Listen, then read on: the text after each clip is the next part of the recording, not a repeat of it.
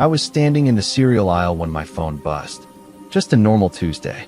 I pulled it out, expecting a work email. Instead, it was a link. No sender name, just a link.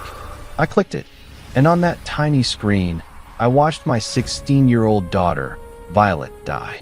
15 shots. I didn't scream. I didn't drop the phone. I just stood there, watching the video loop, while the cheerful grocery store music played overhead. The caption on the video read, "Payment overdue." I wasn't looking at a crime. I was looking at a receipt. Hit like, subscribe for more betrayal stories, and comment your city or country. I left the cart right there in the middle of aisle 4. The milk, the eggs, the chocolate cereal Violet asked for, none of it mattered anymore. The drive to the hospital wasn't fast. In movies, the father speeds, running red lights. But I drove the speed limit. Exact. Precise. My hands were gripping the steering wheel so hard the leather cracked, but I drove slow. Why? Because I knew. A soldier knows the difference between a wound and a kill. I saw the video. I saw how her body fell. There was no rush because there was no hope. When I walked into the emergency room, the silence hit me first. Usually, ERs are loud. But when I walked in, 3 nurses looked up and stopped talking. They knew who I was. The father. The poor man on the news. A doctor stepped out. He looked too young to be delivering death sentences. He pulled off his glasses. "Mr. West," he said, "I am so sorry. The damage was extensive. She didn't suffer. She was shot 15 times, I said. My voice sounded strange to my own ears. Like gravel grinding together. "Don't tell me she didn't suffer. Just tell me she's gone." He nodded, looking at the floor. "She's gone." I didn't cry. That's the thing people don't understand about deep grief. It doesn't always look like tears. Sometimes it looks like ice. It freezes your inside solid. "Where is my wife?" I asked. "Mrs. West is in the family room. She's taking it hard." I walked past him. I found Harper sitting in a plastic chair in the private waiting room. She was shaking. Not crying, shaking. Her phone was clutched in her hand like a lifeline. When I walked in, she didn't run to me. She didn't collapse into my arms. She jumped. She looked terrified. "Hunter," she whispered. Her face was pale, her makeup running, but her eyes were darting around the room like a trapped animal. Did you see the news?" "I saw the video, Harper," I said, stepping closer. "Someone sent it to me." She flinched. "Sent it? Who?" "I don't know. A blocked number." "Oh God," she breathed, bringing a hand to her mouth. She started typing on her phone again. Fast. Frantic thumbs hitting the glass. I watched her. My daughter is lying on a metal table 50 feet away, cold and alone, and my wife is texting someone. "Harper," I said, my voice low. "Put the phone away. I have to. I have to tell my sister," she stammered. "I have to tell work I won't be in." "Work?" I grabbed her wrist. Gently, but firm enough to stop her. "Violet is dead." "Who are you texting?" She pulled her hand back, her eyes flashing with something that wasn't grief. It was panic. "Stop it, Hunter. I'm handling this my way. Leave me alone." She stood up and walked to the corner of the room, her back to me, hunching over the screen. I stood there, alone in the room with my wife, feeling a coldness spreading in my chest that had nothing to do with the hospital air conditioning. A man in a suit walked in. Detective Kyle. I knew the type. Cheap suit, tired eyes, smelling of stale cigarettes and indifference. He held a notepad like a shield. "Mr. West," Kyle grunted. "Tragic. Really tragic. We're classifying this as a gang initiation. Wrong place, wrong time. We see it a lot in that neighborhood." "Initiation?" I turned to him. I felt the old instincts waking up. The instincts I buried 12 years ago when I left the Special Forces. 15 rounds is not an initiation, detective. That's an execution. An initiation is 1 shot. Maybe 2. 15 is personal. 15 is hate. Kyle sighed, scratching his neck. "Look, buddy, I know you're hurting. But these street gangs, the Northside Kings, they're animals. They don't need a reason. We'll check the cameras, but don't expect miracles. These guys wear masks." He was brushing me off. He wanted to file the paperwork and go home to his warm bed. I want to see the body, I said.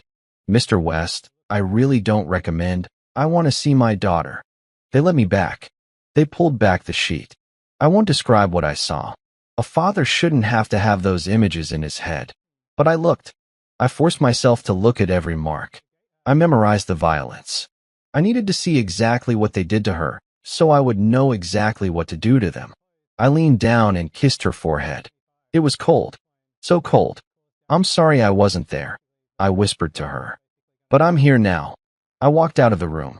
Harper was still in the hallway, arguing in a hushed whisper on her phone. You said it wouldn't happen like this, she hissed into the phone. You said. She saw me and hung up immediately. She shoved the phone into her purse. Who was that? I asked. My mother, she lied. I knew she was lying. Her mother died 3 years ago. She was so rattled, so panicked, she forgot her own mother was dead. I didn't call her out. Not yet. In the field, you don't engage the enemy until you have the full picture. And right now, my wife wasn't my wife. She was a suspect.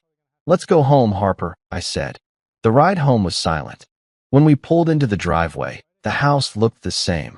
The porch light was on. Violet's bike was still leaning against the garage. Harper ran inside and went straight to the shower. She locked the door. I went to the kitchen. I sat in the dark. I pulled my phone out again. I opened the video.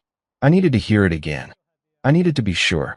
I turned the volume all the way up and held the speaker to my ear. I listened to the shots.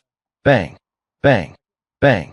And then, right at the end, the whisper I missed the first time. The shooter leaned over Violet's body. Tell Harper the debt is paid. I froze. Debt? Harper didn't have debts. We were comfortable. I ran a security consultancy. She owned a boutique. We had savings. What debt? I looked up at the ceiling, listening to the water running in the shower upstairs. My wife knew who killed our daughter. I stood up. I didn't go upstairs. I went to the basement door. I unlocked it. The basement was finished, a nice rec room with a TV and a couch. But I walked past the couch to the back wall, where the fuse box was. I moved the fuse box aside. Behind it was a keypad. I punched in a code I hadn't used in a decade. Click. Hiss. The false wall popped open. Inside, the air smelled like gun oil and old memories. My gear. My past. The life I promised Harper I had left behind. I walked into the small, hidden room. On the wall hung a black tactical vest, a long-range radio, and a locked case. I opened the case. My suppressed pistol. My combat knife. And a specialized laptop designed for tracking signals that don't want to be found. I wasn't Hunter the suburban dad anymore. Hunter the dad died today at 3 p.m. with Violet. The ghost was back. I booted up the laptop. I was going to find out who my wife was texting. And then I was going to find the men who pulled the trigger. The screen flickered green. System ready. Okay. I whispered to the empty room. Let's get to work. The laptop screen glowed in the dark, casting long, sharp shadows across the concrete walls of my hidden room. The fan on the computer whirred, a low hum that sounded like a predator breathing. I wasn't hacking the Pentagon. I was hacking my own Wi-Fi router. It took 30 seconds to bypass the standard encryption. Another 20 to isolate the devices connected to the network. Device, Harper's iPhone 14 Pro. I could see the data packets moving. I couldn't read her iMessages directly. Apple's encryption is too good for a quick crack, but I could see the metadata. I could see who she was talking to and when. At 3:05 p.m., 5 minutes after the shooting, she made a call. Not to me. Not to the police. She called a burner number. Untraceable. The call lasted 14 seconds. At 3:30 p.m., she received a text from a contact listed only as J. I needed to see that text. Upstairs, the shower stopped. The pipes groaned. I heard her footsteps on the floorboards above me. Heavy. Frantic. She was pacing. I closed the laptop, grabbed a small, black USB drive, and slipped it into my pocket. It was a cloner tool. If I could get her phone for 10 seconds, I'd own it. I walked back up the stairs, locking the false wall behind me. I emerged into the kitchen just as Harper came down. She was wearing a thick robe, her hair wet and matted. She looked smaller than I'd ever seen her. "Hunter?" she asked, startling when she saw me standing in the dark. "What are you doing down there?" "Checking the fuse box," I lied. My voice was calm. Too calm. "The storm last week messed with the surge protector." She nodded, not really listening. She went to the counter and poured herself a glass of wine. Her hand shook so bad she spilled red drops on the white marble. It looked like blood spatter. She stared at it, paralyzed. "Let me get that," I said. I moved in close. I wiped the counter with a paper towel. As I did, I bumped her hip gently. "I'm sorry, Harper. You must be exhausted." "I can't sleep," she whispered. I close my eyes and I see her. "I know." I pulled her into a hug. It felt like hugging a statue. While my right arm held her, my left hand slid into her robe pocket. I felt the cold metal of her phone. "Why don't you go lie down on the couch?" I suggested. "I'll make you some tea. Something to help you sleep." "Okay," she said weakly. "Okay." She walked into the living room. She left the phone on the counter. Mistake. The second she was out of sight, I plugged the USB drive into the charging port of her phone. The screen lit up. Data transfer initiated. I watched the progress bar. 20%. 50%. "Hunter," she called from the other room. "Do we have any chamomile?" "Checking now," I called back. 80%. "I think it's in the top cabinet," she said. I heard her standing up. 95%. 99%. She walked into the kitchen just as the screen flashed complete. I yanked the drive out and slid the phone across the counter, picking up the kettle at the same time. "Found it," I said, holding up a box of tea. She looked at me, then at her phone. She snatched it up and shoved it deep into her pocket. "Thanks." She drank the tea in silence. I watched her. I watched the woman I had been married to for 18 years. I looked for the tell. The twitch in the eye. The nervous tapping of the finger. It was all there. She wasn't just grieving a daughter. She was terrified of being found out. An hour later, the sleeping pills I crushed into her tea took effect. She passed out on the couch. I went back to the basement. I plugged the USB drive into my rig. The contents of her phone spilled onto my monitors. Photos, emails, location history. I went straight to the messages with J. Today, 3:30 p.m. J. They went too far. It wasn't supposed to be a hit. It was supposed to be a warning. Harper. They killed her, Julian. They killed my baby. You said they would just scare us. J. Keep your mouth shut. If you talk, they kill Hunter next. The debt isn't cleared until the principal is paid. This was just interest. I stared at the screen. The white text on the black background burned into my retinas. Julian. I knew a Julian. Julian Vance. A high-priced defense attorney downtown. Slimy. Expensive. The kind of guy who defends cartel bosses and calls it civil liberties. Harper wasn't just a victim. She had authorized a warning. She had done business with these people. She had brought the devil to our doorstep, and when the devil got hungry, he ate our daughter. My hand hovered over the keyboard. I wanted to go upstairs and wake her up. I wanted to shake the truth out of her. But I couldn't. If I confronted her now, she'd panic. She'd call Julian. And Julian would call the dogs. I needed to cut the head off the snake first. I pulled up the video of the shooting again. I didn't watch Violet this time. I watched the driver. The car was a 2018 black sedan. Stolen plates, obviously. But the driver, he made a mistake. When he leaned out to shout at the shooter to hurry up, his sleeve rode up. There was a tattoo on his forearm. A spiderweb with a crown in the center. I ran the image through a facial recognition database I still had backdoor access to. It wasn't police grade. It was military grade. It didn't just check mugshots. It checked social media, driver's licenses, deleted Instagram stories. Match found. Name, Ryder Davis. Age, 19. Affiliation, Northside Kings. Last known location, The Pit, bar on 4th Street. Ryder, a kid, a pawn. I looked at the clock. 11:45 p.m. The police were sleeping. Harper was sleeping. I stood up and walked to the weapons locker. I didn't take the gun. Not yet. A gun is loud. A gun leaves evidence. I took a pair of black leather gloves with reinforced knuckles. I took a collapsible steel baton. And I took a roll of duct tape. I changed into black cargo pants and a dark hoodie. I pulled a balaclava over my face, leaving only my eyes visible. I went out the back door, moving through the shadows of my own backyard. I didn't take my car. I took the neighbor's old pickup truck that he left keys in. I'd return it before he woke up. I drove to 4th Street. The Pit was a dive bar where the street lights were all broken. Rap music thumped through the walls, shaking the pavement. I parked 2 blocks away and waited in the alley. It started to rain. Cold, miserable rain. It washed the city filth into the gutters, but it couldn't wash away what was about to happen. At 1 a.m., the back door of the bar swung open. A kid stumbled out, laughing, lighting a cigarette. He was skinny, wearing a baggy hoodie. He pushed up his sleeves to check his watch. There it was. The spiderweb tattoo. Ryder. He took a drag of his cigarette and pulled out his phone. He started typing, probably bragging about the video, probably reading the comments about my dead daughter. I stepped out of the shadows. He didn't hear me until I was 3 feet away. He turned, eyes widening. Yo, who the hell?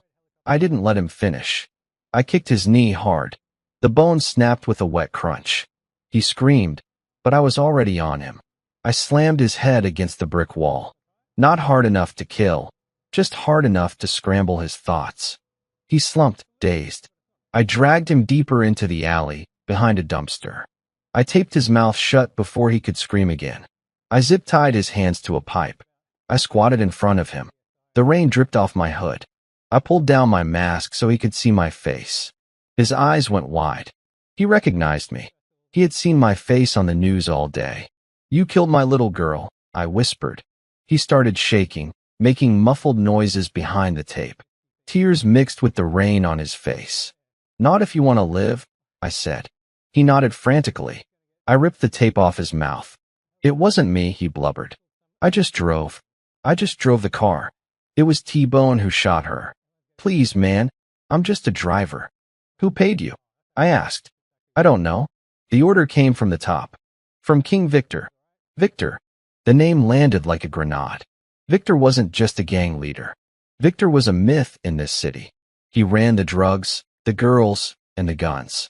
And apparently, he ran my wife. Where is T-Bone? I asked. He's at the crack. The sound was like a whip snapping. Ryder's head snapped back. A small red hole appeared in the center of his forehead. His eyes rolled up, and he slumped forward, dead weight against the zip ties. I threw myself flat on the wet pavement, rolling behind the dumpster. Sniper. Someone was watching. Someone was cleaning up loose ends. I scanned the rooftops. A flash of movement on the fire escape across the street. A shadow moving fast. They weren't just watching Ryder. They were watching me. I looked at the dead kid. He was just a pawn. But the game had just started. I had a name now. Julian. And a boss. Victor. And I knew one other thing. The enemy had a sniper. Which meant this wasn't a gang war anymore. This was a military operation. And they had no idea they just declared war on a man who wrote the book on it. Rain mixed with the blood pooling around Ryder's sneakers. I was pressed flat against the cold, wet asphalt behind the dumpster, my heart hammering a rhythm I hadn't felt in years. Thump thump, thump thump. The sniper was good. One shot. Center mass of the head. That wasn't a gangbanger with a sideways Glock. That was a professional. I didn't panic. Panic gets you killed. I counted to 3. 1. I checked my angles. The shot came from the 3rd-story fire escape across the alley. 2. The shooter would be repositioning or scanning for a second target. Me. 3. Move. I didn't run away. I ran toward the danger. I sprinted across the alley, keeping low, zigzagging through the shadows. A bullet kicked up sparks on the pavement right where my heel had been a second before. Missed. I hit the metal stairs of the fire escape and vaulted up. The metal groaned under my weight, but I was fast. I moved like smoke. By the time I reached the roof, it was empty. Just a wet rooftop, the city lights blinking in the distance, and a single brass shell casing left behind. I picked it up with my gloved hand. It was warm. 7.62 millimeters, military issue. I looked out over the city. Whoever took that shot knew I was coming for Ryder. They were tracking me just like I was tracking them. I pocketed the casing and vanished back down the fire escape before the sirens got closer. I returned the neighbor's truck and slipped back into my house at 3 a.m. Harper was still asleep on the couch, twitching in a nightmare. I walked past her, down to the basement. I threw the wet hoodie in the corner and sat at my desk. I pulled the shell casing out and set it next to the laptop. Then I pulled up the file on Julian Vance. If Harper was texting him, and Ryder was silenced before he could talk, Julian was the link. He wasn't just a lawyer. He was the gatekeeper. I needed to get into his office. Not digitally. Physically. I spent the next day playing the grieving father. I met with the funeral director. I picked out a casket, white, with silver handles. I held Harper's hand while she cried in front of the pastor. She was good at it. Or maybe she was actually sad. It's hard to tell where the guilt ends and the grief begins. I need to go to the office for a few hours, I told her after lunch.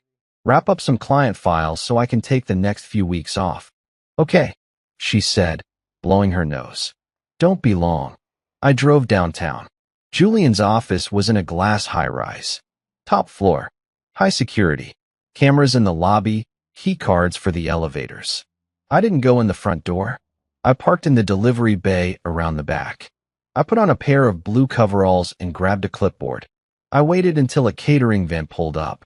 Two guys got out carrying trays of sandwiches. Hold the door, one asked. Got it, I said, grabbing the handle. I followed them in, blending into the background. People don't look at the maintenance guy. They look right through him. I took the freight elevator to the 20th floor, the janitorial level. From there, I accessed the stairwell. I climbed up to the 24th floor. Vance and Associates. The door was locked. Electronic keypad. I pulled out a small device from my pocket. A frequency cloner. It captures the signal from the last keycard used. I held it to the pad. It cycled through codes. Beep. Green light. I slipped inside. The office was sleek. Expensive art on the walls, marble floors. It was empty. It was Saturday. I moved to the corner office with the view of the skyline. Julian's office. I didn't touch his computer. Too risky. IT would log the login. I went for the physical files. The old-school criminals still keep paper, because paper can't be hacked remotely. I picked the lock on his filing cabinet in 6 seconds. I flipped through the folders. State versus Rodriguez. Estate of Mrs. Higgins. Boring. Boring. Then I found it. A black folder at the very back. No label. I opened it. It wasn't legal briefs. It was a ledger. March 4th, $50,000, deposit. March 10th, $200,000, transfer to boutique. April 2nd, $150,000, cleaning fee. Boutique. Harper's store. Harper's Haven. I felt sick. My wife wasn't just in debt. She was the wash cycle. She was laundering drug money for the Northside Kings through her struggling clothing store. The debt wasn't gambling. It was missing money. She must have skimmed off the top. She stole from drug dealers. And they took my daughter as collateral.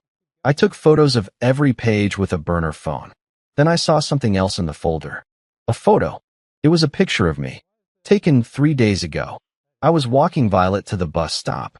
There was a red circle drawn around my head. And a sticky note attached to it. Do not touch the father yet. The judge says he's too high profile. The judge. So the police weren't just lazy. They were being told to stand down. I heard the elevator ding. Footsteps. Heavy, confident footsteps. I shoved the folder back and closed the drawer. I looked around. No way out except the main door, and that's where the footsteps were coming from. I slid under the massive mahogany desk just as the door opened. I told you, it's handled, a voice said. It was smooth, arrogant. Julian.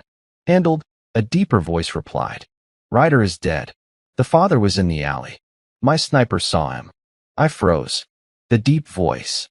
I knew it. It was Detective Kyle. The cop who told me it was a random act of violence was standing in the lawyer's office, discussing my murder. Hunter West is a civilian, Julian scoffed. He's a security consultant.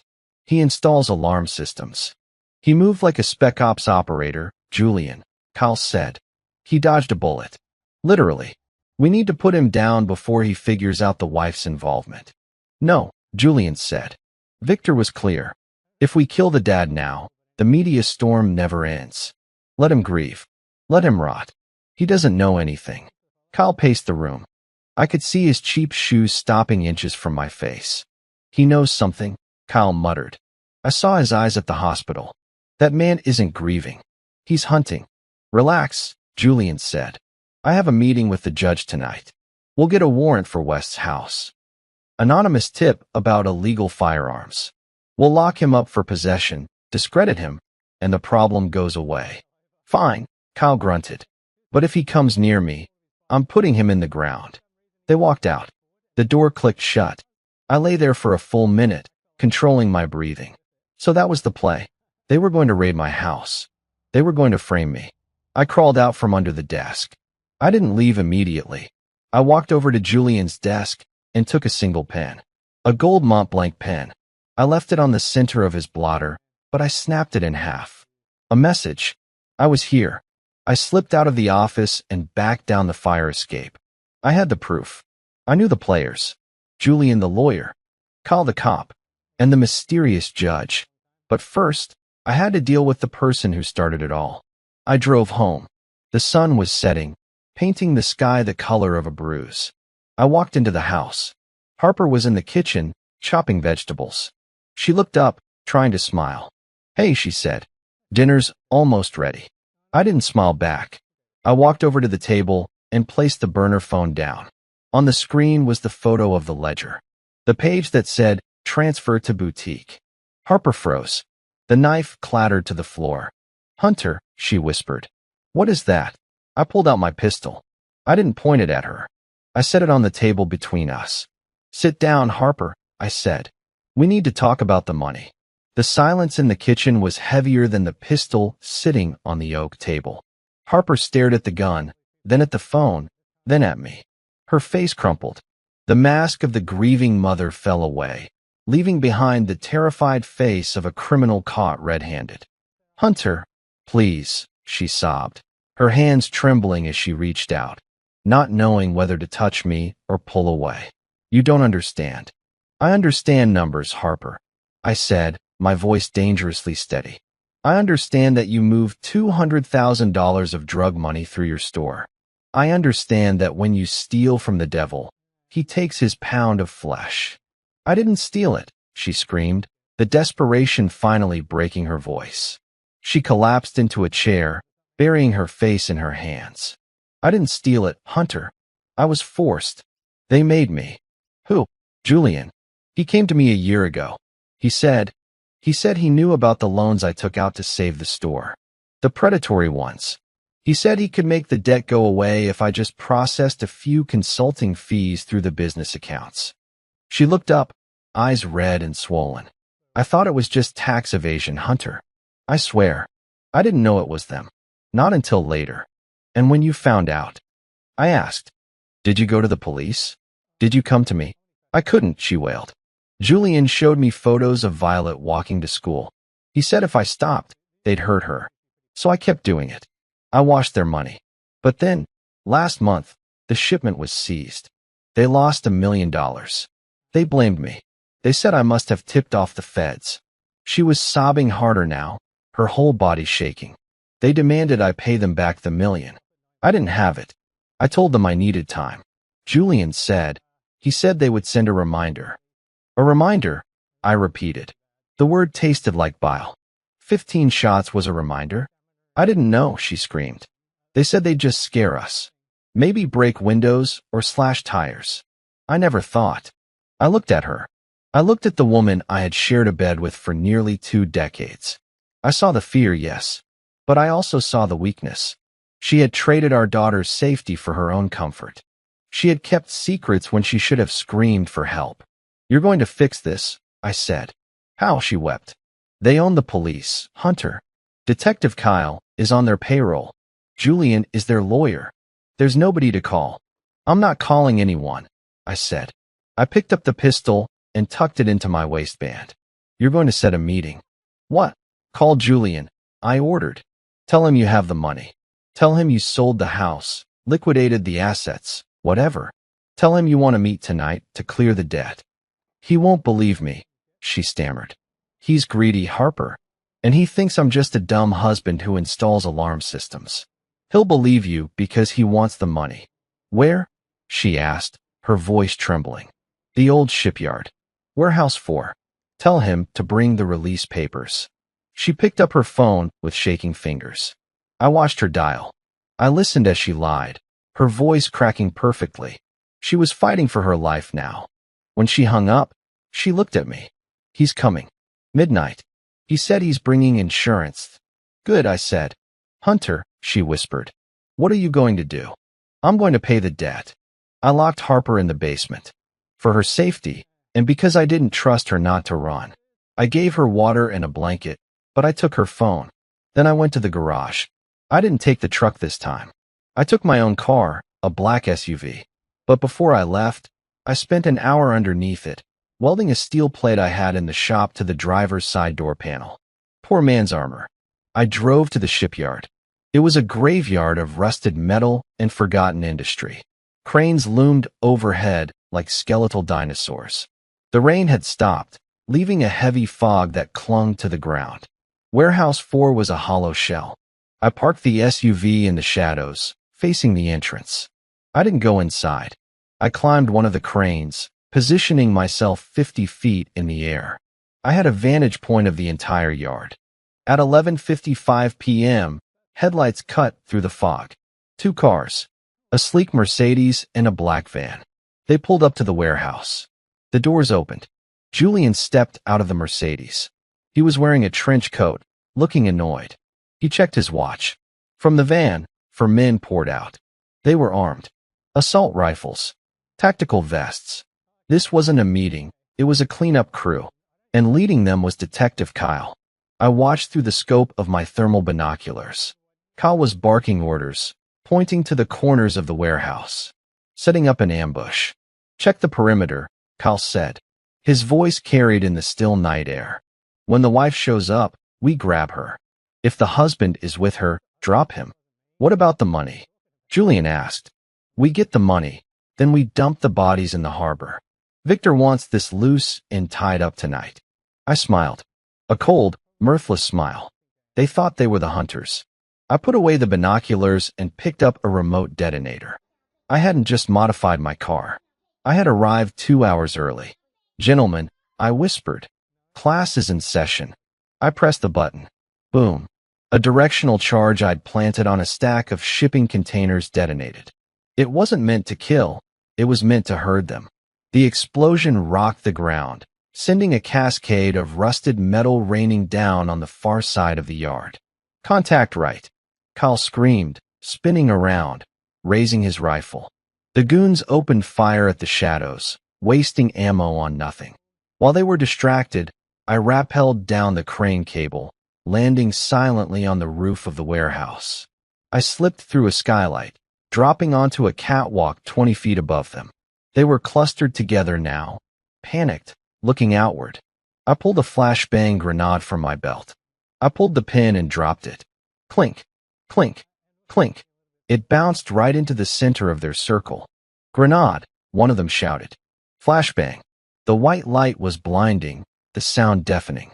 Even from the catwalk, I felt the pressure wave. I didn't wait. I dropped from the catwalk, landing in a roll. I rose with my pistol in hand. Pop pop. The first gunman dropped, 2 shots to the chest. Pop pop. The second one spun around, firing blindly. I put a bullet in his leg, then one in his shoulder. He went down screaming.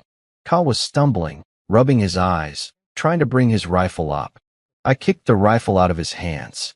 I grabbed him by the throat and slammed him against the side of the van. Julian was cowering behind the Mercedes, fumbling for his phone. Don't, I said, pointing the gun at Julian without looking at him. He froze, dropping the phone. I turned my attention back to Kyle. The corrupt cop. The man who mocked my daughter's death. I told you. Kyle wheezed, blood trickling from his ear. I told you to back off, West. You should have taken your own advice, I said. I pressed the barrel of the gun against his knee. Who is the judge? I asked. Go to hell, Kyle spat. Bang. I shattered his kneecap. Kyle screamed, a sound that echoed off the rusted metal walls. Who is the judge? I asked again, calm. You're dead. Kyle shrieked. You have no idea who you're messing with. They run this city. I don't care about the city, I said. I care about the names. I moved the gun to his other knee. Felix. Kyle screamed. It's Felix. Judge Felix Vance. Julian's brother. I looked at Julian. The lawyer was pale, shaking like a leaf. Your brother? I asked. Julian nodded slowly. He signs the warrants. He dismisses the cases. He protects the kings. And where is Victor? I don't know. Julian cried. Nobody knows where Victor is. He never leaves the safe house. You need an invitation. Then you're going to get me one, I said. I pistol-whipped Kyle, knocking him unconscious. He would live, but he wouldn't walk without a cane ever again. I walked over to Julian. I grabbed him by the lapels of his expensive coat and dragged him toward my SUV. You're driving, I said. We're going to pay your brother a visit. The hierarchy was clear now. The wife, the lawyer, the cop, the judge, and at the top, the king. I was climbing the ladder, and I was burning every rung on the way up. Julian Vance drove like a man who knew he was already dead. His hands gripped the steering wheel of his Mercedes so tight his knuckles were white. I sat in the passenger seat, my pistol resting on my knee, the barrel pointed at his expensive suit jacket. My brother will kill me, Julian whispered, staring at the rain-slicked road. If I bring you to him, he'll have me killed. You're already dead, Julian, I said, watching the city blur by. The moment you took money to let them kill my daughter, you were dead. Now you're just negotiating how painful the end will be. He flinched. It wasn't supposed to be her. You have to believe me. It was just business. Turn right, I ordered. We weren't going to the judge's house. Not yet. That would be too expected. Too loud. Where are we going? Julian asked, panic rising in his voice. Your office, I said. We need to pick something up. We parked in the underground garage. I marched him up to the 24th floor. The office was dark. Open the safe, I said. Julian hesitated. I cocked the hammer of the pistol. He scrambled to the painting on the wall, swung it aside, and punched in a code. The heavy steel door swung open. Stacks of cash, passports, and a hard drive. Grab the drive, I said. That's privileged client information, he stammered. Grab it. He handed it to me. This was the leverage. This was the blackmail file the Vance brothers used to keep the police and the politicians in line. Now, I said, pocketing the drive. Call your brother. Tell him you have a problem. Tell him you need to meet him at the boathouse. The boathouse. Julian frowned. How do you know about the boathouse? I read your ledger, Julian. Maintenance, Lake House. Call him. He dialed. He put it on speaker at my signal. What is it, Julian? A voice answered. Deep. Authoritative. The voice of a man used to giving orders. Judge Felix Vance. Felix, Julian's voice shook. We have a situation. The cleanup at the warehouse went wrong. Kyle is out of commission. Silence on the other end. Then, how bad? Bad. I need you to meet me at the lake house. I have the files. We need to move them before West talks to the feds. You idiot, Felix hissed. I told you to handle him. Fine. I'll be there in 20 minutes. Come alone. Click. I looked at Julian. Let's go. The lake house was isolated. A glass and wood structure jutting out over the black water of Lake Pontchartrain. It was quiet. The kind of quiet where screams don't carry. We arrived first.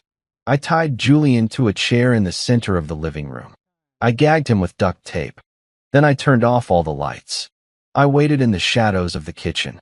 10 minutes later, headlights swept across the front windows. A car door slammed. The front door opened. Judge Felix Vance walked in.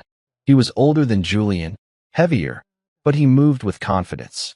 He was wearing a casual jacket, but I saw the bulge of a holster under his arm. A judge with a gun. Julian, he called out, flipping the light switch. The lights came on. He saw his brother tied to the chair, beaten and gagged. Felix didn't panic. He didn't run. He drew his gun in one smooth motion, aiming it at the room. "Come out, West," Felix said. His voice was calm. "I know you're here." I stepped out from the kitchen, my pistol raised. "Drop it, Judge," I said. We stood there, two men with guns pointed at each other's chests. A standoff. "You're making a mistake, Hunter," Felix said. "You're grieving. You're emotional. You don't know how the world works." "I know how it works," I said. "You take bribes. You let murderers walk. And you ordered a hit on my family to cover your brother's mess." "I protected the ecosystem," Felix sneered. "The kings keep the street crime organized. Without them, it's chaos. Your daughter, that was regrettable. A miscommunication. But we can fix this.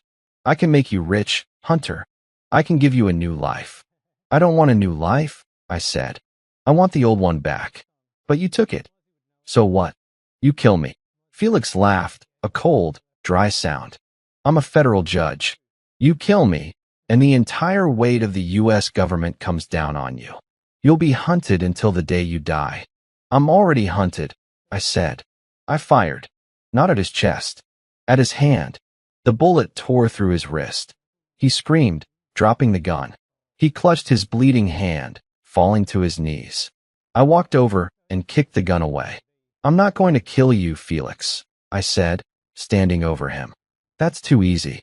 Killing you makes you a martyr. A tragic victim of a crazed gunman." I pulled the hard drive out of my pocket. I have the ledger. I have the emails. I have the recordings from Julian's office. Felix's face went pale. The pain in his hand was forgotten. "No, you can't. I'm going to release it all," I said. "Every bribe. Every fixed case. Every dirty dollar. By morning, you won't be a judge. You'll be a pariah. The kings will know you lost their secrets. The cartel will know you failed them." I leaned in close. "I'm not going to kill you, Felix." "They are." "Please," Felix begged, sweat pouring down his face. "Hunter, please. I can give you Victor. I can give you the location." "I'm listening," I said. "The shipyard," he gasped. "Not the warehouses. The old oil rig. Offshore. That's where he is. That's the safe house. He never comes to land. The oil rig." It made sense. No jurisdiction. Hard to raid. A fortress at sea. "Thank you, Judge," I said. I turned to leave. "Wait." Felix shouted. "What about us? What are you going to do with us?" I looked at the two brothers. The lawyer and the judge. The pillars of society who rotted it from the inside. "I'm leaving you here," I said. I walked out the door. As I reached the car, I pulled out the burner phone. I sent a single text to a contact I found on Ryder's phone. A tip line for the Northside Kings. Message: "Judge Vance is at the lake house. He just sold you out to the feds. He has the hard drive." I got in the car and drove away. As I reached the end of the long driveway, I saw another set of headlights turning in. A van. Full of men who didn't look like federal agents. I didn't watch what happened next. I didn't need to. Justice comes in many forms. Sometimes it's a gavel. Sometimes it's a gang hit squad cleaning up a loose end. I drove back toward the city. I had the location. The oil rig. But before I could go to war, I had one last stop. Home. I had to deal with Harper. I had to know why. Why did she really do it? The money was one thing. But there was something else. A look in her eye when she mentioned Victor. I walked into my house. It was quiet. I went to the basement door. I unlocked it. Harper was sitting on the cot, wrapped in the blanket. She looked up when I entered. She looked resigned. "Is it done?" she asked softly. "The lawyer is gone. The judge is gone," I said. "Now it's just us." I sat down on the chair opposite her. "Felix told me where Victor is," I said. Her eyes widened. "The rig." "Yes." "You can't go there, Hunter. It's suicide. He has an army." "I was an army once," I said. "But tell me something, Harper. Before I go, why did Victor agree to launder money through your store? There are 1,000 businesses in this city. Why you?" She looked away. She picked at a loose thread on the blanket. "Tell me." I commanded. Because, she started, her voice barely a whisper. Because I knew him. Before I met you. I felt a cold weight settle in my stomach. You knew the leader of the Northside Kings? He wasn't a king then, she said, tears streaming down her face. He was just a boy. We dated. In high school. Before he went to prison. Before he became this. You dated him, I repeated. It was years ago, Hunter. But when I got into debt, I reached out. I thought he would help me for old times' sake. I thought I could control it. You reached out to your ex-boyfriend, who is a drug lord, to pay off your debts, I said slowly. And because of that, our daughter is dead. I'm sorry, she sobbed. I'm so sorry. Sorry doesn't bring her back, I said. I stood up. Hunter, please. Don't go there. If you go to that rig, you'll die. Maybe, I said. But I'm not going alone. I turned off the light, leaving her in the dark. I went to my gear room. I looked at the wall. The sniper rifle. The explosives. The night vision. The oil rig was a fortress. I couldn't just walk in. I needed a way onto that platform. I picked up the phone. I dialed a number I hadn't called in 12 years. Hello, a gravelly voice answered. It's Ghost, I said. A long pause. I saw the news, brother, the voice said. I was wondering when you'd call. What do you need? I need a boat, I said. And I need a pilot who isn't afraid of dying. Done, the voice said. Meet me at the marina in 1 hour. I hung up. The hunt was over. The war was about to begin. I didn't panic. Panic is for people who think they're safe. I knew I was never safe. I slapped the magazine into my pistol and racked the slide. I killed the battery-powered lantern on the workbench, plunging the garage into pitch blackness. I listened. Rain hammered against the roof. Thunder rumbled in the distance. But under the noise of the storm, I heard the crunch of boots on wet gravel. Crunch. Crunch. Multiple bogies. Moving fast. Professional spacing. I tapped my earpiece, activating the hidden microphones I'd installed in the flower beds years ago. Breach front. Breach back. A voice whispered in my ear. Go on 3. They were pinching the house. Front and back doors simultaneously. I had a problem. Harper was in the basement. The basement door was in the kitchen, right in the crossfire. I moved. I slipped out of the garage and into the mudroom. I kept low, moving across the tile floor in socks so I wouldn't make a sound. Crash. The front door exploded inward. Wood splinters flew through the air like shrapnel. A flashbang grenade rolled into the foyer. Bang. White light filled the hallway. But I wasn't looking at the hallway. I had my eyes squeezed shut, counting the seconds. 1, 2. I opened my eyes. Through the ringing in my ears, I saw shadows moving in the smoke. Laser sights cut through the dust, scanning the living room. Clear left, clear right. They were moving toward the stairs. They thought I was asleep in the master bedroom. I stepped out of the mudroom, raising my pistol. I didn't aim. At this range, you point. Thwip thwip. 2 shots. Suppressed. The point man dropped, his throat torn out. He gurgled, falling backward into the man behind him. Contact rear, someone screamed. The hallway erupted. Bullets chewed through the drywall, shredding family photos, destroying the drywall. I dove behind the heavy oak kitchen island. Porcelain vases shattered above my head. I army crawled across the kitchen floor. I needed to get to the basement door. I reached the handle. Locked. I fumbled for the key in my pocket. My hands were slick with sweat. Frag out, a voice shouted. A round metal object skittered across the floor, stopping 3 feet from my face. A grenade. I didn't think. I grabbed the heavy cast iron skillet from the stove and slammed it down over the grenade. Then I threw my body weight on top of it, curling into a ball. Boom. The floor heaved. The cast iron rang like a church bell, slamming into my chest. It felt like being kicked by a horse. The skillet absorbed the shrapnel, but the concussive force knocked the wind out of me. I gasped, tasting blood. He's down. Move up. I rolled onto my back, wheezing. 3 men were rushing the kitchen. I raised the pistol from the floor. Bang. Bang. Bang. I shot the first one in the knee. He fell. I shot the second one in the stomach. The third one dove for cover behind the refrigerator. I scrambled to my feet, ignoring the screaming pain in my ribs. I unlocked the basement door and kicked it open. "Harper," I shouted down the stairs. "Get down. Stay on the floor." "Hunter," she screamed back. She was pounding on the door from the other side. "They're coming through the window." The basement window. My blood ran cold. They knew the layout. They knew about the window well in the backyard. I spun around. The gunman behind the fridge popped out. I put a bullet in his head before he could raise his rifle.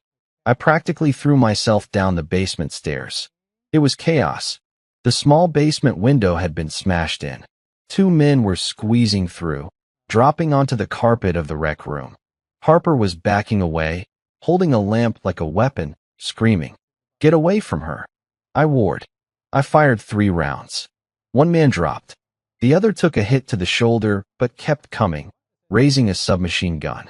He sprayed the room. Rat-a-tat-tat. The TV exploded. The couch cushions ripped apart. I dove, tackling Harper to the ground behind the pool table. Bullets pinged off the slate. "Hunter, there's too many," Harper cried, clutching my shirt. There was blood on her face, glass cuts from the window. "We have to move," I said, checking my magazine. 2 rounds left. "We have to get to the tunnel." "Tunnel?" "Behind the false wall. In the gear room. There's an escape hatch. It comes out in the storm drain down the street." "Go," she yelled. I grabbed her hand. We sprinted for the false wall. Behind us, more boots hit the floor. They were pouring in through the window. Target acquired. I punched the code on the keypad. The wall hissed open. "In. Go." I shoved Harper inside. I turned to fire my last 2 shots to cover us. Bang. 1 down. Click. Empty. I threw the gun at the next guy's face and slammed the button to close the wall. The steel door began to slide shut. But it was too slow. A hand reached through the gap. A gloved hand holding a Glock. Bang. The sound was deafening in the small space. I felt the wind of the bullet pass my ear. But then I heard a sound that stopped my heart. A sharp, wet gasp. I turned. Harper was standing there, looking at me. Her eyes were wide, surprised. She looked down. There was a growing red stain in the center of her chest. "Hunter," she whispered. She crumpled. "No." I caught her before she hit the concrete floor. "No, no, no." The heavy steel door slammed shut and locked with a mechanical thud, sealing us inside the panic room. The banging started on the other side immediately. They were trying to drill through. I laid Harper down on the floor. I pressed my hands over the wound, trying to stop the bleeding. It was bad. Center mass. Lung shot. "Harper, stay with me," I pleaded. "I have a medkit. I can fix this." She reached up, her hand shaking, and touched my cheek. Her fingers were cold. It's okay," she wheezed, blood bubbling past her lips. I deserve this." "Don't say that," I said, my vision blurring. "Nobody deserves this." "I killed her, Hunter," she choked out. "I brought them into our lives. It's my fault. Stop talking. Save your strength." She shook her head weakly. The light was fading from her eyes. "Victor," she whispered. "He keeps a key around his neck. For the server room. On the rig. That's where the evidence is. Destroy it. Destroy him." "I will," I promised. "I'll kill them all." She smiled, a sad, broken smile. "Tell Violet." "I'm sorry." Her hand slid from my cheek and hit the floor. Her chest stopped moving. I sat there for a long time. The banging on the steel door got louder. They were bringing a torch. They would cut through in 5 minutes. I looked at my wife. The woman I loved. The woman who betrayed me. The woman who died saving me. I reached out and closed her eyes. I stood up. I didn't feel sadness anymore. I didn't feel anger. I felt nothing. I walked to the weapon rack on the wall. I grabbed the AR-15. I grabbed the combat shotgun. I grabbed every magazine, every grenade, every knife. I wasn't a husband anymore. I wasn't a father. I was a weapon. I turned to the escape hatch at the back of the room. I spun the wheel and opened it. The smell of sewage and rain drifted in. I looked back at Harper one last time. "Goodbye," I said. I climbed into the tunnel and closed the hatch behind me. I crawled through the darkness, through the mud and the filth, moving toward the marina. The Northside Kings thought they had won tonight. They thought they had killed my family and chased me into a hole. But they didn't understand. They didn't bury me. They just dug their own graves. The storm drain was a concrete throat that swallowed me whole. The water was waist deep, freezing, smelling of rot and city runoff. I waded through the darkness, the weight of the guns on my back feeling like the only thing keeping me grounded. Above me, through the manhole covers, I could hear sirens. Police. Fire trucks. They were responding to the explosion at my house. Let them burn it. There was nothing left in that house for me. My daughter was in a morgue. My wife was dead on a concrete floor behind a steel door. I was a ghost.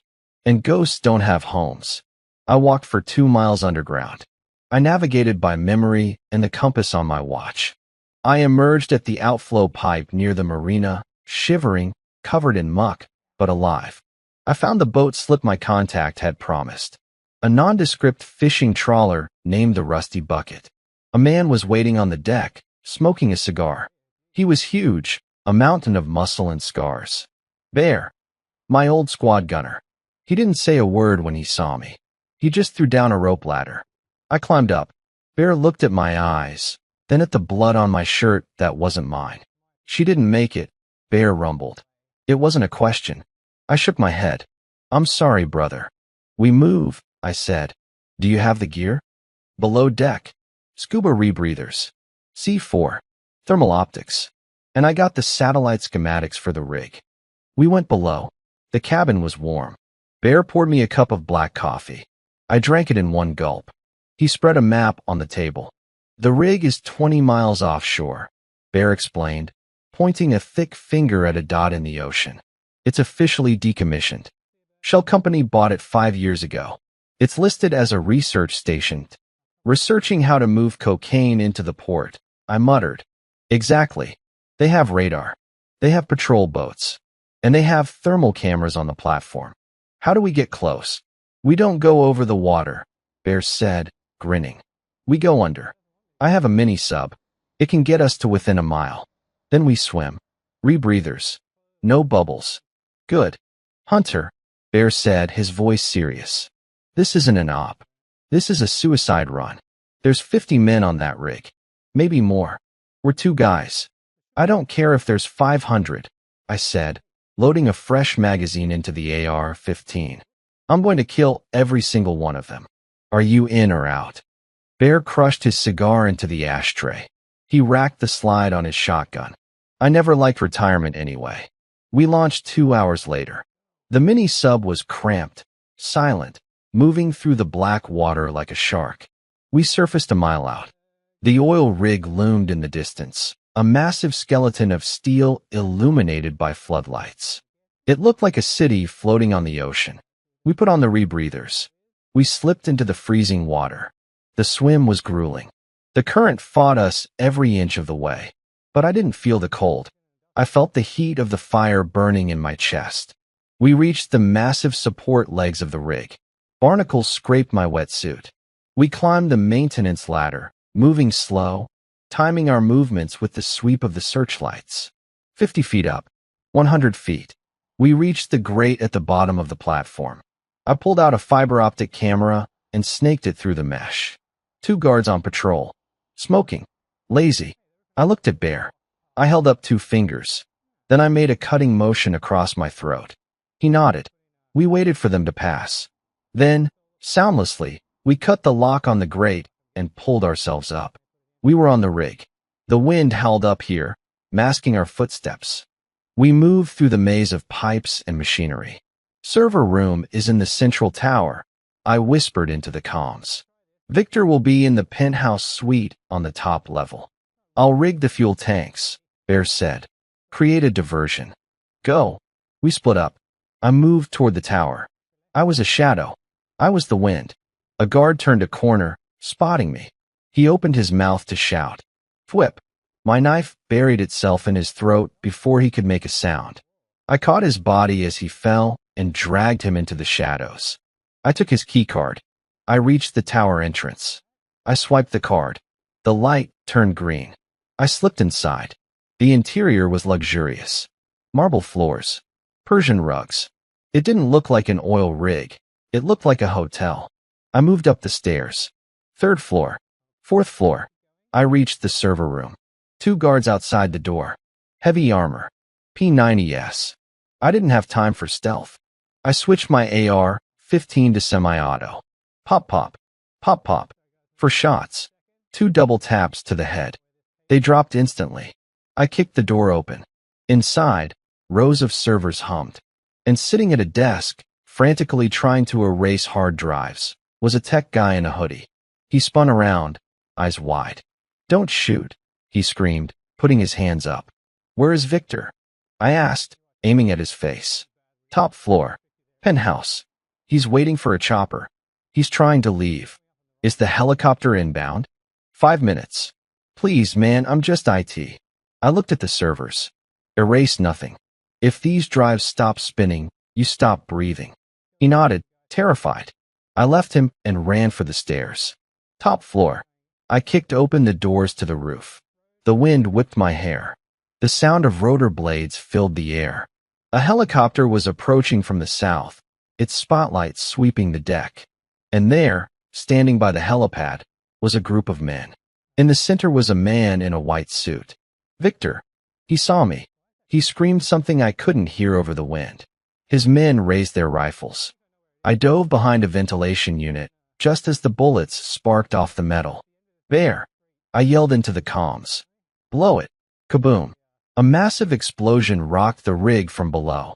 A fireball erupted into the night sky from the fuel depot. The rig groaned, tilting dangerously to the side. The guard stumbled. I popped up. Bang! Bang! Bang! Bang! I dropped 4 of them. Controlled bursts. Victor was running for the helicopter, which was trying to land on the shifting deck. I sprinted across the open ground. Bullets whizzed past me. I didn't flinch.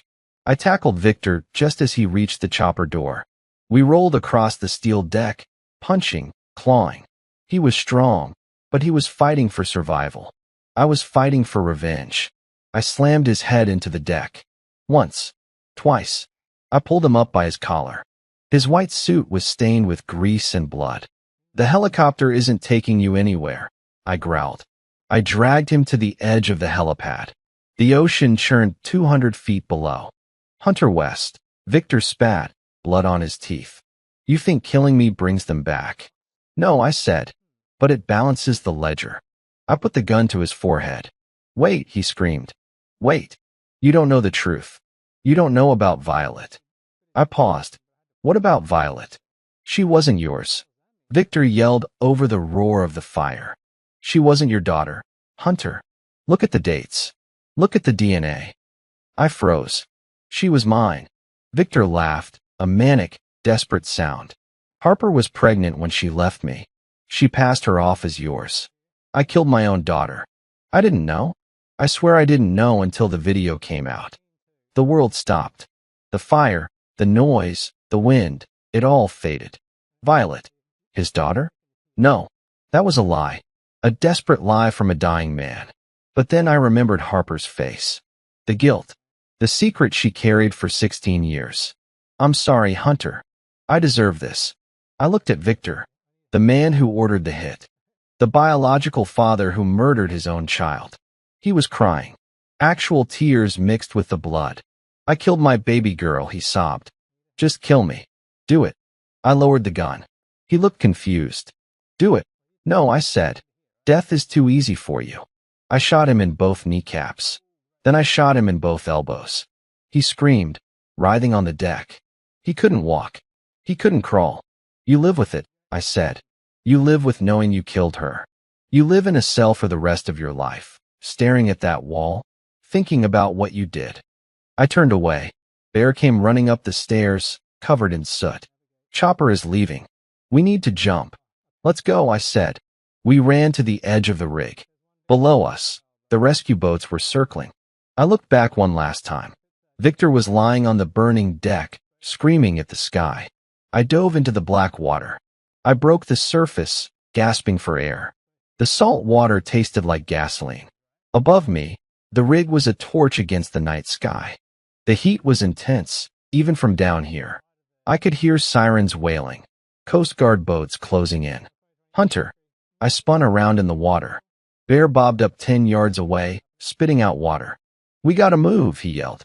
Current is pulling us toward the pillars. We swam. My arms burned. My ribs, still bruised from the grenade blast at the house, screamed with every stroke. But we swam away from the inferno, toward the dark open water where our extraction boat, the Rusty Bucket, was waiting. We hauled ourselves onto the deck of the trawler, collapsing onto the wet wood.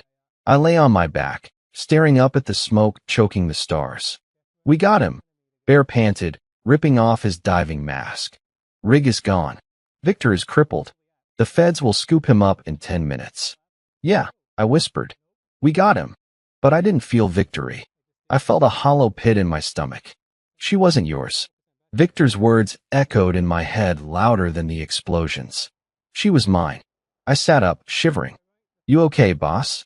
Bear asked, handing me a towel. Get us out of here, I said, before the Coast Guard starts asking questions. We docked at a private slip 3 hours later. It was dawn. The sky was a bleeding purple. I didn't go into hiding. I went to the one place I had been avoiding. The cemetery. It was quiet. The dew was still heavy on the grass. I walked to the fresh plot of dirt where Violet was buried. There was no headstone yet, just a temporary marker. I stood there, muddy, bloody, smelling of smoke and ocean. Hey, kiddo, I whispered. I waited for the anger to come. I waited to feel betrayed. I waited to feel like a fool for raising another man's child. But the anger didn't come. I remembered teaching her to ride a bike. I remembered the way she cried when she scraped her knee and only wanted me to hold her. I remembered her laugh. I remembered the way she looked at me when I tucked her in. Biology is a blood test. Fatherhood is a life. Victor provided the DNA, but I provided the Band-Aids. I provided the bedtime stories. I provided the love. She was my daughter. And nothing, not a lie, not a revelation, not death itself, could change that. You're mine, I said to the dirt. You always were. My phone buzzed in my pocket. It was the only thing that survived the swim, thanks to a waterproof case. Unknown number. I answered. Yeah. Mr. West, a voice said. Crisp. Professional. This is Special Agent Miller, FBI. Took you long enough, I said. We have Victor, Miller said. He was pulled off the rig alive. He's in surgery now, but he'll live. He's singing like a canary, Hunter. He's giving us everything. Judges, cops, politicians. The entire Northside Kings network is collapsing as we speak. Good. We found the server, too, Miller continued. The IT guy you spared? He handed it over. There's enough evidence here to put people away for 1,000 years. Why are you telling me this? I asked. Because we know it was you, Miller said. And we know about your previous employment with the government. My superiors are willing to look the other way regarding the events at the rig. Consider it a professional courtesy. But you need to disappear, Hunter. If you stay in this city, the remnants of the gang will find you. Is that a threat? It's advice. You're a ghost, Mr. West. Go back to being one. The line went dead. I looked at the grave one last time. Goodbye, Violet. I turned and walked away. I met Bear at a diner on the edge of town. He was eating a stack of pancakes like nothing had happened. So, Bear asked, mouth full. What's the play? It's over, I said. The feds are cleaning up the mess. And you? I'm leaving, I said. There's nothing for me here. House is gone. Family is gone. Bear nodded slowly. He slid a thick envelope across the table. Cash, he said. And a new passport. Canadian. Name is Logan. I took the envelope. Thanks, Bear. Where will you go? North, I said. Somewhere cold. Somewhere quiet. I stood up to leave. But then, the TV above the counter caught my eye. Breaking news. Gang war explodes. City in chaos. The reporter was standing in front of the burning police station. It appears the arrest of the gang leader, Victor, has triggered a massive retaliation, the reporter shouted. Remaining members of the North Side Kings have taken to the streets. They are targeting civilians. They are burning businesses. The police are overwhelmed. I watched the footage. Rioters smashing windows, burning cars. And then, the camera panned to a familiar storefront. Harper's Haven. My wife's boutique. It was being looted. Glass shattered. But that wasn't what stopped me. What stopped me was the girl hiding behind the counter. The camera caught just a glimpse of her through the broken window. She was young, maybe 16. She was terrified, and she was wearing a pink backpack, just like Violet's. I froze. Bear, I said. Yeah. Look at the TV. Bear squinted. Damn. That's ugly. That girl, I said. She's trapped. Hunter, Bear warned. You heard the feds. You gotta go. This isn't your fight anymore. I looked at the passport in my hand. Then I looked at the screen.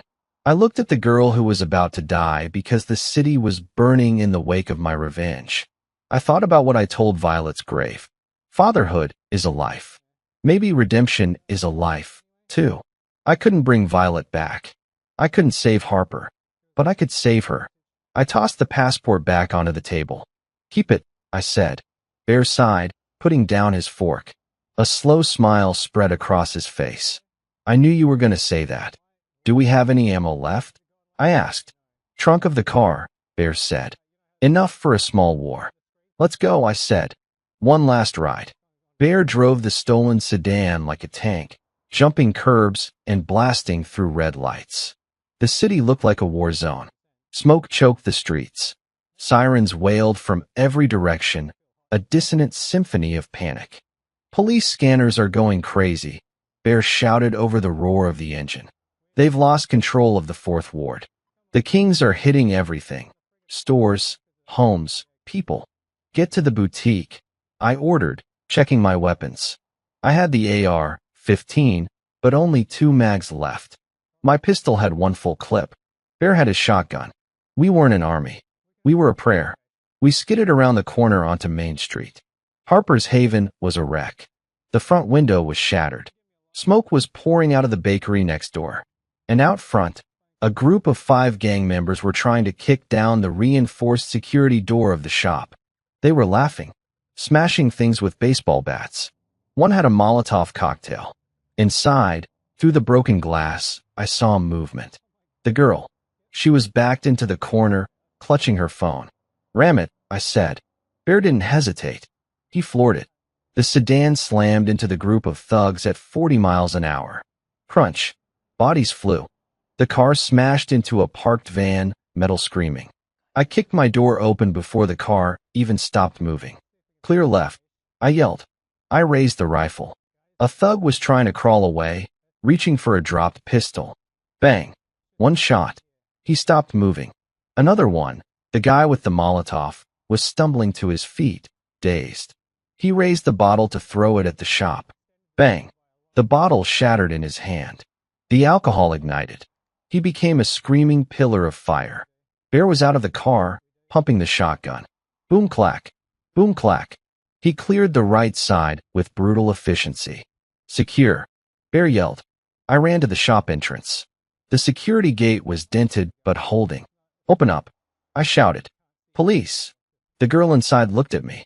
She saw the rifle. She saw the blood on my tactical vest. She shook her head, terrified.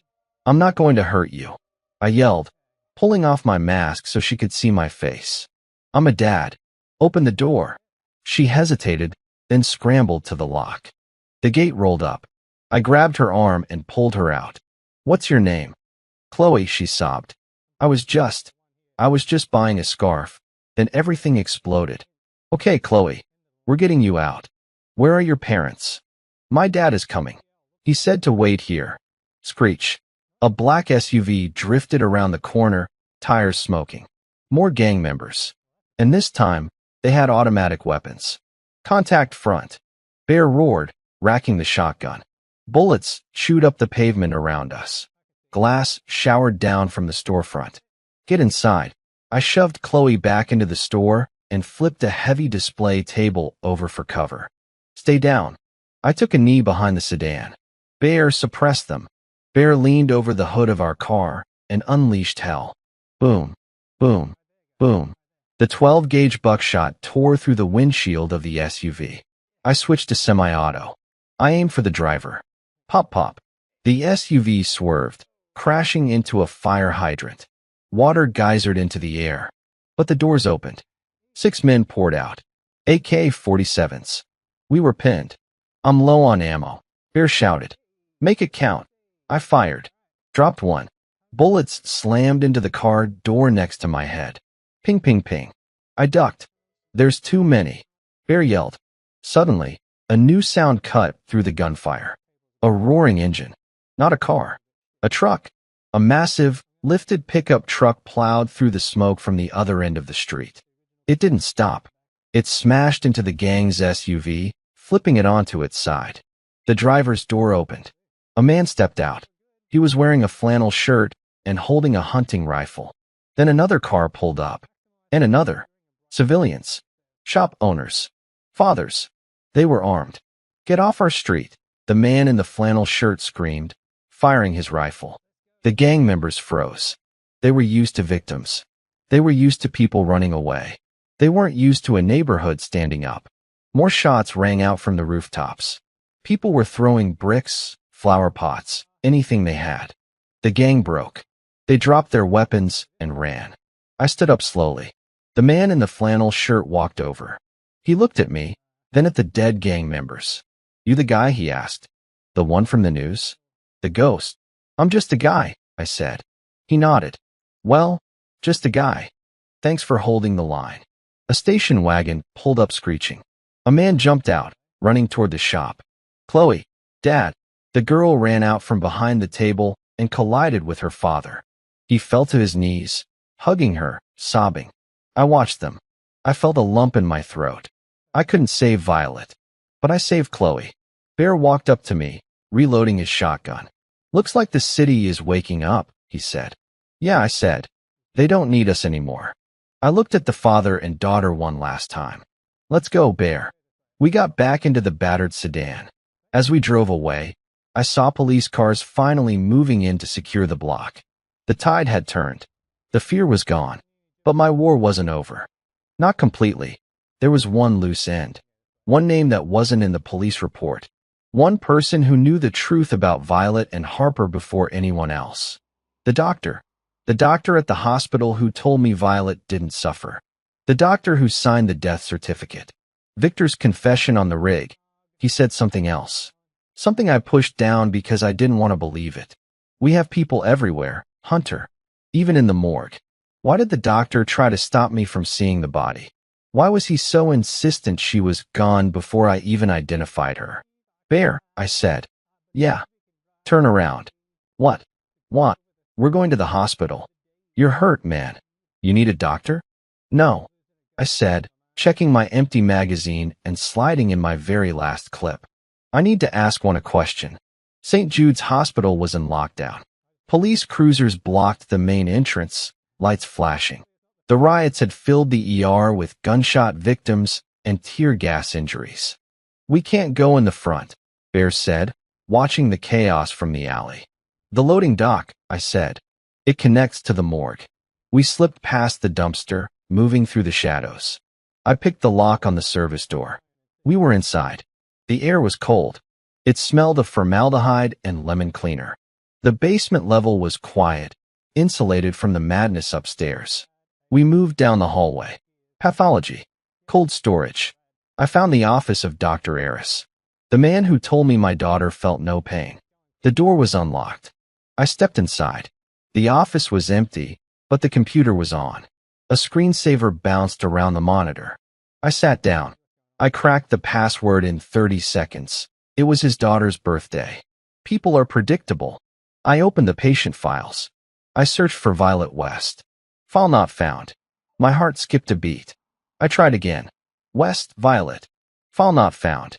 Bear, I said, my voice tight. She's not in the system.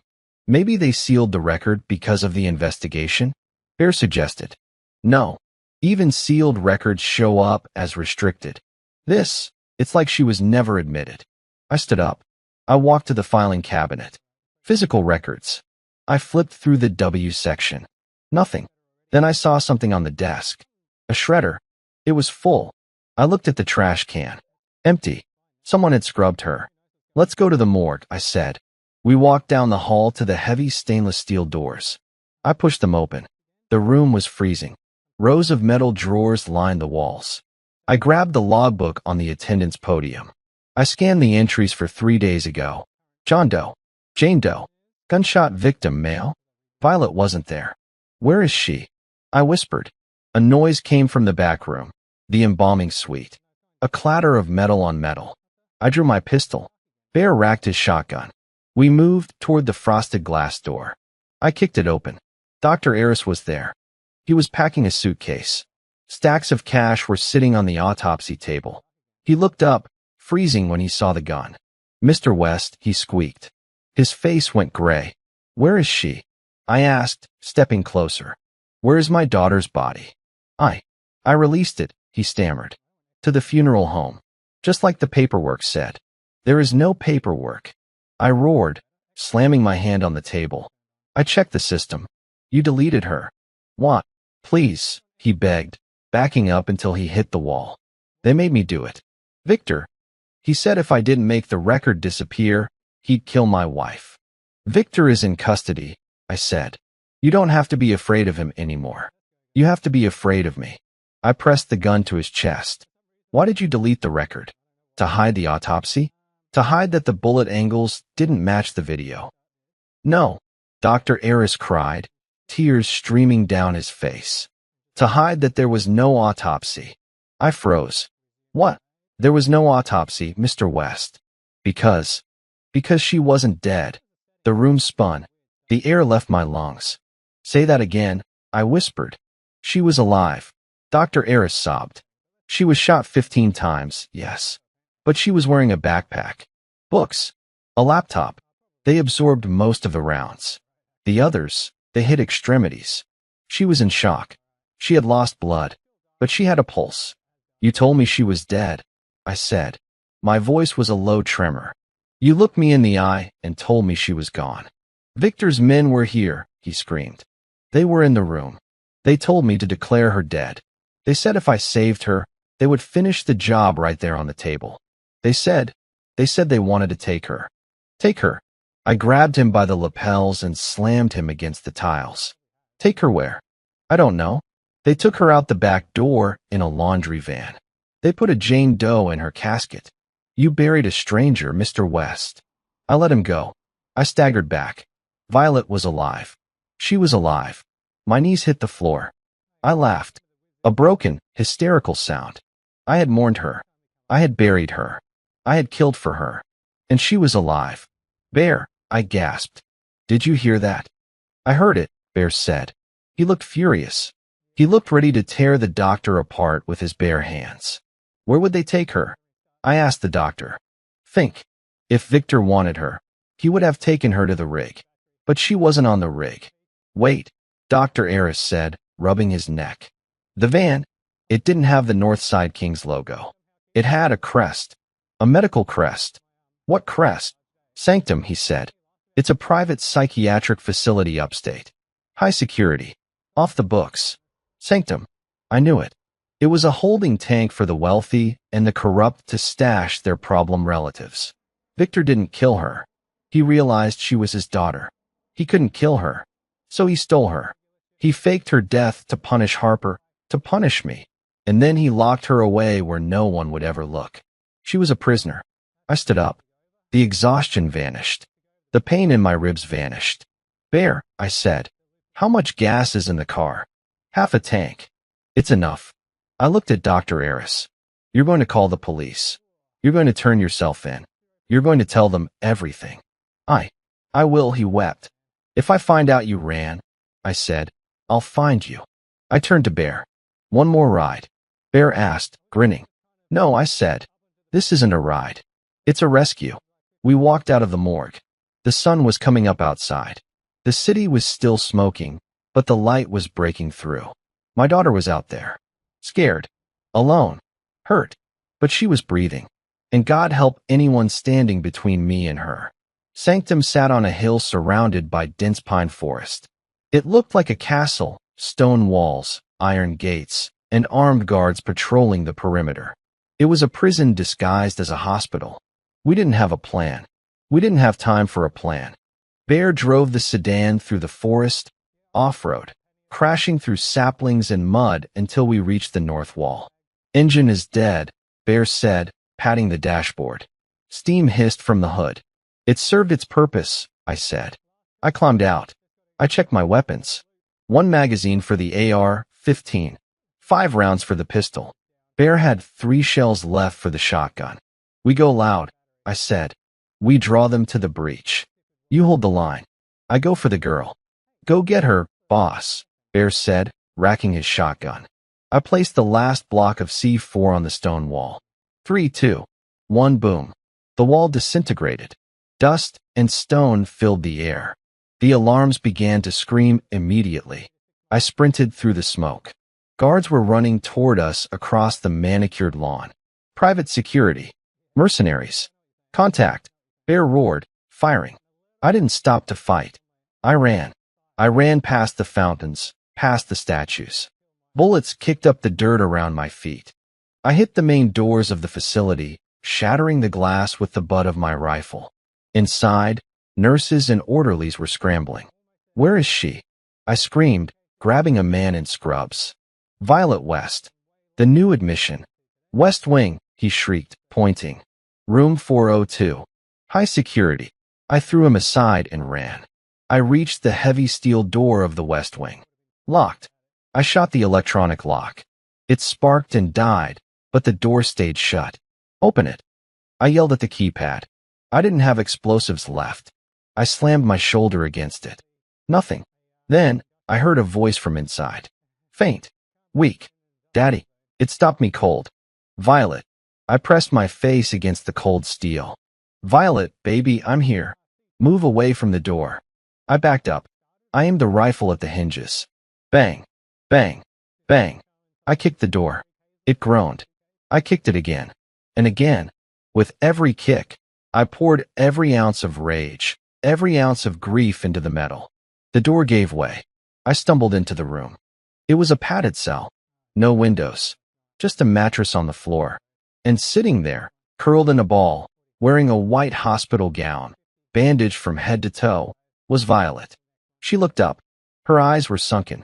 She looked broken. But when she saw me, her face changed. It was like the sun coming out. Dad, she whispered. I dropped the gun. I fell to my knees and pulled her into my arms. She was real. She was warm. She smelled like antiseptic, but underneath that, she smelled like my daughter. I got you. I choked out, tears finally spilling down my face. I got you. You're safe. I knew you'd come, she cried, burying her face in my neck. They told me you were dead, but I knew you'd come. I'll always come for you, I said. Always. Freeze. I turned. 2 guards were standing in the doorway, guns raised. I shielded Violet with my body. I didn't have my gun. It was on the floor, 5 feet away. Hands up, the lead guard shouted. I looked at him. I looked at the fear in his eyes. He saw a man covered in blood, holding a child, with the look of a demon on his face. You don't want to do this, I said quietly. On the ground. Now, suddenly, a massive shape filled the doorway behind them. Whack! Bear swung the empty shotgun like a baseball bat, knocking the first guard unconscious. He grabbed the second guard by the vest and threw him into the hallway wall. Cars waiting. Bear grinned, though he was bleeding from a graze on his forehead. Well, not our car. I borrowed theirs. I picked Violet up. She was light. Too light. Let's go home, I said. We drove away in the stolen security SUV. We watched the facility burn in the rearview mirror. We didn't go back to the city. We kept driving north. I found a small cabin in the mountains. Montana. Quiet. Isolated. It took months for Violet to heal. The physical wounds faded, but the nightmares stayed longer. I stayed up every night, sitting by her door, just listening to her breathe. Bear stayed for a while, helping me chop wood and fix the roof, before moving on. He said he had a beach to find in Mexico. I never told Violet about Harper. Not the whole truth. I told her that her mother died trying to protect us. That she was brave. Violet needed a mother to mourn, not a villain to hate. Some secrets you keep to protect the ones you love. One evening, we were sitting on the porch, watching the sun set over the mountains. The air was crisp and clean. Violet was reading a book. She looked up at me. Dad. Yeah, kiddo. Are we hiding? I looked at her. I looked at the peace in her eyes. The fear was gone. No, I said, smiling. We're not hiding. We're living. I wasn't the ghost anymore. I wasn't the soldier. I was just Hunter. Just a dad. And that was enough. And that brings our story to a close. From betrayal to vengeance, and finally, to redemption. I want to ask you a question that's been on my mind. If you were in Hunter's shoes, if you found out the child you raised wasn't biologically yours, but you loved them more than anything, would you have gone as far as he did? Would biology matter to you? Or is love the only DNA that counts?